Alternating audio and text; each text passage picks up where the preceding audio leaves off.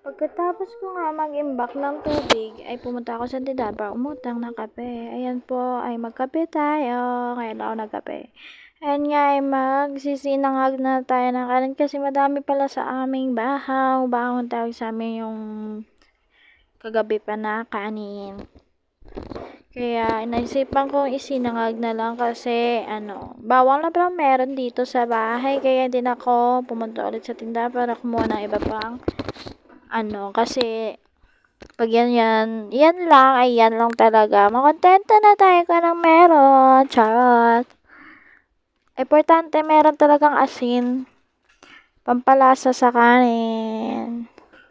And nga, nahirapan pa talaga ako kumuha ng isa-isa dyan ng kanilang balat. Ayan. Minsan nga, kung saan pa yung nagmamadali ka, doon ka pa talaga magiging mabagal yung gawa mo kasi nga, parang pinapahirapan ka talaga. And nga, ay nahulog ba yon? Pero buti na lang may balat pa kaya hindi na dumihan. Kahit madumi naman, wala pa naman 5 seconds. Charot!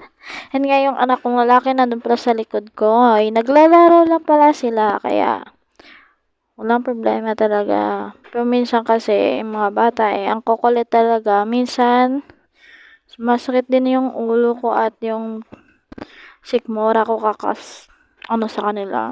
Kasi minsan nag-aaway. Ayun nga, nilagyan ko na ng mantika yung kawali.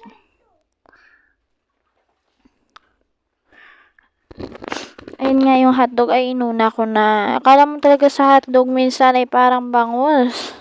Napapalaban ka. Kasi meron po yung ice. Sabi ko, itry ko naman yung brown lagi naman ako nakakain ng pula.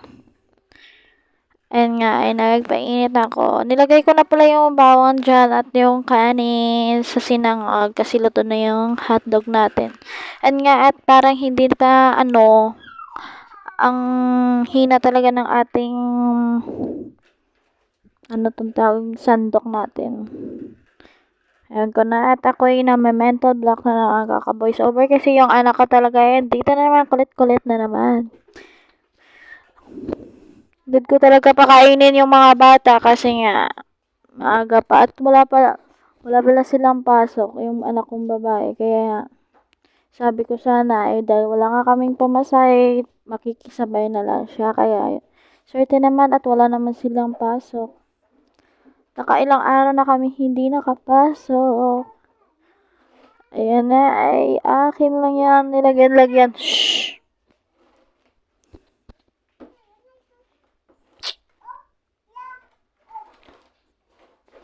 Ayan nga ay aking pinalitan yung aking ginamit na sandok. Pamprito na matigas. Ayan, yung sinangag natin. Bawang lang yan. Ayan yung hotdog. Kain po tayo. Nilagay ko pala yan ng toyo. Bye-bye. Thank you so much.